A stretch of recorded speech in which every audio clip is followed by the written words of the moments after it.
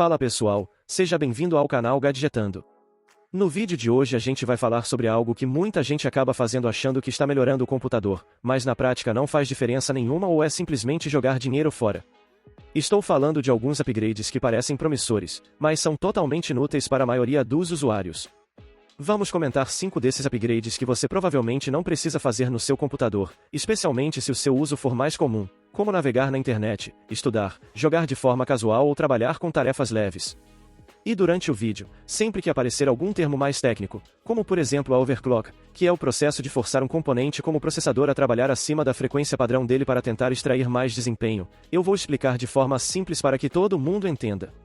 Então já se prepara, porque talvez algum desses itens esteja na sua lista de compras e você mudará de ideia depois de ver esse vídeo. Vamos começar com um clássico dos exageros, o cooler de CPU de alto desempenho em processador de entrada. Sabe aquele cooler gigante, cheio de tubos, iluminação colorida e com nome que parece até de Transformer? Então, colocar um desses em um processador simples, como um Intel Core i3 ou um Ryzen 3, é o equivalente a instalar um ar-condicionado industrial numa barraca de acampamento. Fica bonito? Fica. Faz diferença? Quase nenhuma. Esses processadores de entrada geralmente já vêm com um cooler básico de fábrica, conhecido como cooler box, que foi feito justamente para aguentar o calor que eles geram. Eles não esquentam tanto assim, principalmente se você não estiver fazendo tarefas pesadas como renderização de vídeo ou jogos mais exigentes. E mais importante, eles nem permitem overclock, que é aquele processo de forçar o processador a trabalhar além da velocidade normal dele para tentar ganhar mais desempenho. Ou seja, você não vai nem conseguir esquentar o suficiente para justificar um super cooler. Além disso, o dinheiro que você gasta nesse cooler exagerado poderia ser melhor usado em algo que realmente impacta o desempenho, como mais memória RAM, um SSD mais rápido ou até uma placa de vídeo melhor, se você realmente for jogar ou trabalhar com gráficos. Em resumo, não adianta colocar um super cooler num processador que nem precisa de tanto cuidado.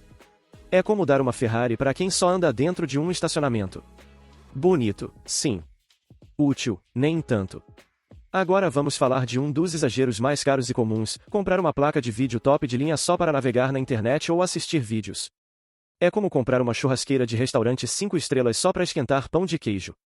Se o seu uso no computador é basicamente abrir o navegador, ver vídeos no YouTube, assistir séries, fazer trabalhos da escola ou usar redes sociais, você não precisa de uma placa de vídeo poderosa, na verdade, nem precisa de uma placa de vídeo dedicada.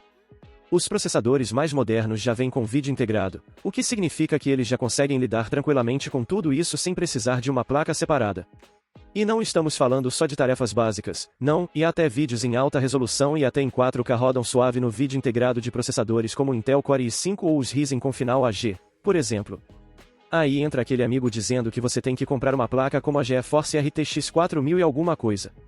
Mas o que vai acontecer é que você vai pagar uma pequena fortuna para deixar a placa ali, comendo poeira, gastando energia à toa e, no máximo, ajudando a abrir o YouTube 0,2 de segundo mais rápido, e olhe lá. E tem mais, essas placas de vídeo potentes consomem bastante energia, geram mais calor e ainda exigem uma fonte de alimentação mais parruda. Ou seja, é gasto atrás de gasto para nada. Se você não joga jogos pesados, não faz edição profissional de vídeo nem trabalha com modelagem 3D, essa placa de vídeo monstra vai estar ali só de enfeite, tipo quadro caro em parede de banheiro. Bonita, mas sem função. Chegou a hora de falar sobre um dos exageros mais silenciosos no mundo dos upgrades, colocar mais de 32 GB de memória RAM em um computador de uso comum. Sabe aquela história de a quanto mais, melhor? Pois é, com RAM isso tem limite, e ele chega bem antes do que muita gente imagina. Para a maioria dos usuários, 8 GB já dá conta do básico como navegar, estudar, ouvir música, fazer trabalhos ou até jogar alguns jogos leves. Com 16 GB você já tem folga para abrir várias abas no navegador, rodar programas ao mesmo tempo e até editar vídeos ou fotos com certa tranquilidade. E com 32 GB, você já está mais do que tranquilo até para jogos modernos e multitarefa mais intensa. Agora, acima disso? Aí já é só para dizer que tem. Se você não trabalha com softwares ultra pesados, como modelagem 3D profissional, máquinas virtuais rodando o tempo todo, ou edição de vídeo em resolução altíssima com projetos gigantes, passar de 32 GB de RAM é totalmente desnecessário. O sistema nem vai usar tudo isso, e na prática, não muda nada no desempenho. É como encher uma caixa d'água de 5.000 litros só para lavar o rosto de manhã. Impressiona, mas não tem lógica. E o pior, memória RAM não é barata. Então esse dinheiro poderia estar indo para um SSD mais veloz, uma placa-mãe melhor, ou até guardado para um upgrade real no futuro. Colocar 64 ou até 128 GB de RAM em um PC só para abrir o Word e o YouTube é o tipo de luxo que só serve para mostrar na foto, porque no uso mesmo, o computador vai olhar para tudo aquilo e pensar, legal, mas eu nem preciso disso tudo. Agora é hora de falar de um dos exageros mais fashionistas do mundo dos computadores, o famoso combo mouse e teclado gamer ultra caro, para abrir o navegador, digitar no Word e assistir vídeo no YouTube. Sinceramente, se esse é o seu uso, gastar uma fortuna em periféricos cheios de luzinha e nome chamativo é como comprar uma jaqueta de corrida profissional só para dar uma volta no quarteirão. Tem gente pagando 500, 800, até R$ 1.000 em teclado mecânico cheio de efeitos RGB, com switches de ouro e som de digitação digno de ASMR, sendo que tudo que faz no dia a dia é escrever a trabalho de geografia.docx. O mouse, então, nem se fala. Com sensor que rastreia até no vidro molhado, DPI ajustável a níveis que nem o ser humano enxerga, 12 botões laterais, pra quê? Para clicar no X da aba ou no botão de apular anúncio?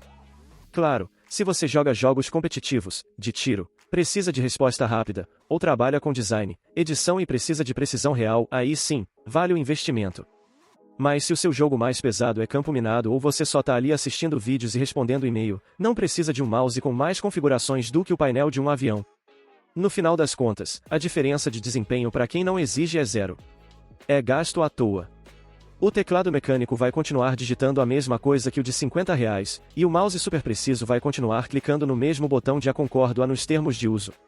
Comprar periférico caríssimo sem necessidade é tipo colocar roda de liga leve numa bicicleta, pode até chamar atenção, mas não vai te levar mais longe. Para fechar com chave de ouro, vamos falar de um erro clássico de quem monta PC achando que a mais é sempre melhor, a comprar uma fonte de alimentação com potência absurda sem nenhuma necessidade real. Tem gente que monta um computador com processador intermediário, sem placa de vídeo dedicada ou com uma bem simples, e vai lá e enfia uma fonte de 1000 watts, 1200 watts, como se fosse alimentar uma estação de mineração de criptomoeda. É basicamente o equivalente a usar um caminhão-pipa para encher uma garrafinha de água.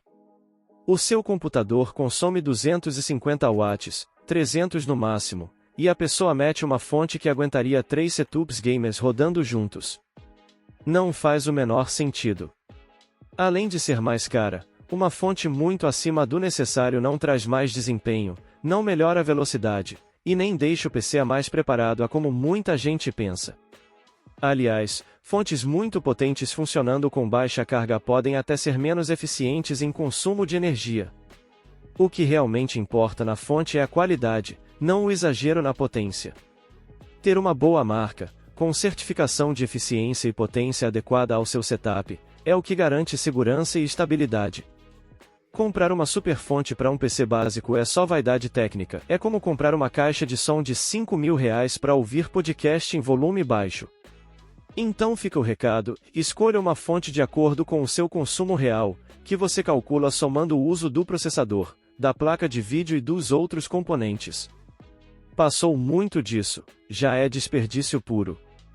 Fonte de 1000 watts num PC que mal passa dos 300 é só peso de papel caro e exagero técnico disfarçado de futuro upgrade. E é isso, galera. Esses foram 5 upgrades que parecem impressionantes, mas que na prática são puro exagero para quem tem um uso mais comum no computador. Se você curtiu o vídeo, já deixa o like para fortalecer o canal, se inscreve se ainda não for inscrito e ativa o sininho para não perder os próximos conteúdos.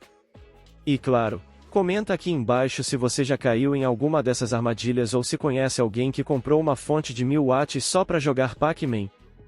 Quero saber das histórias de vocês. Até a próxima e valeu por acompanhar mais um vídeo aqui no Gadgetando.